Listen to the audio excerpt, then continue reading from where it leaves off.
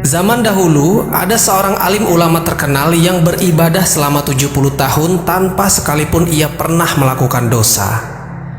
Tapi teman-teman, ia malah berakhir di neraka.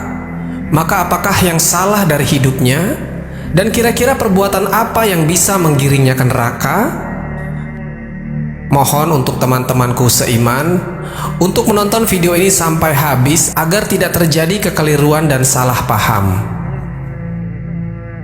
Di video kali ini kita akan membahas tentang seorang alim ulama yang berakhir di neraka.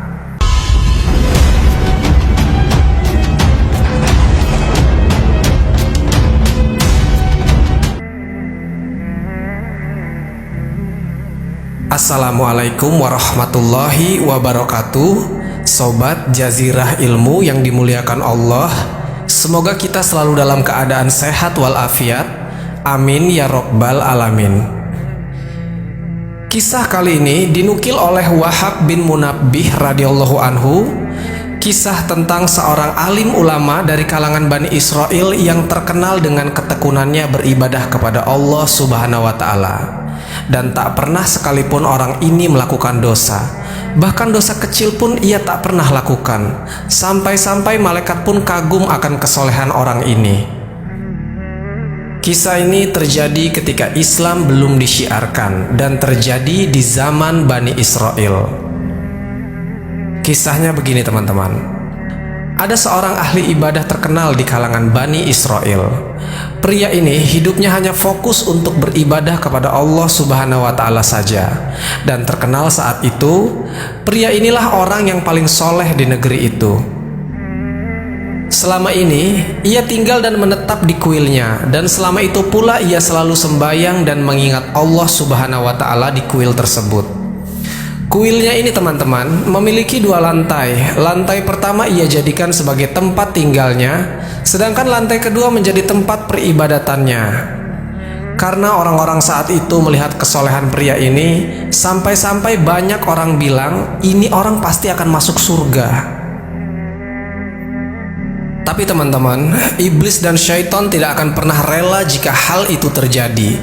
Iblis senantiasa akan menggiring anak cucu Adam ke neraka bersamanya. Jangankan orang yang tingkat keimanan yang biasa saja, bahkan seorang alim pun tak luput dari godaan makhluk terkutuk ini.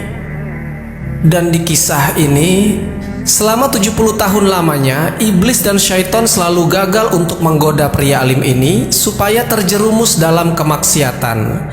Namun iblis tidak pernah patah semangat.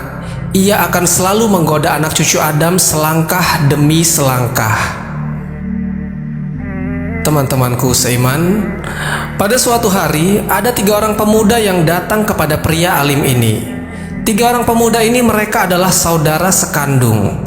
Nah, mereka ini mau menitipkan adik perempuannya yang bungsu kepada pria paling alim di kota itu.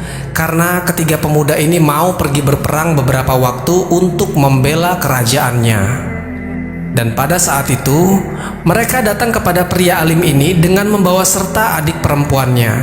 Namun awalnya, pria alim ini sempat menolak karena ia takut akan timbul fitnah di masyarakat. Tapi mereka terus mendesaknya karena mereka yakin jika adik perempuannya dititipkan kepada pria alim ini pastilah tidak akan kenapa-kenapa, karena ia terkenal soleh di antara orang-orang soleh lain di kota ini. Akhirnya karena mereka terus mendesak, si pria alim pun mau untuk dititipkan adik perempuannya itu, tapi dengan beberapa syarat. Ia ingin adik perempuannya itu tinggal di lantai pertama kuilnya dan tidak boleh keluar sama sekali. Jadi artinya si pria alim ini tinggal di lantai 2 dan gadis ini tinggal di lantai 1 biar tidak timbul fitnah di masyarakat.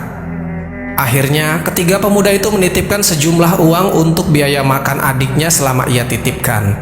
Kemudian mereka bertiga pun pergi untuk berperang.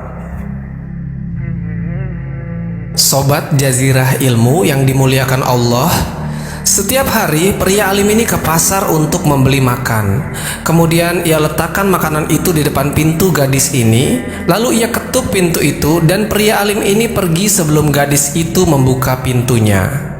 Kemudian setelah pria alim ini pergi, barulah ia buka pintu dan ambil makanan itu. Hal ini terjadi setiap hari selama berbulan-bulan.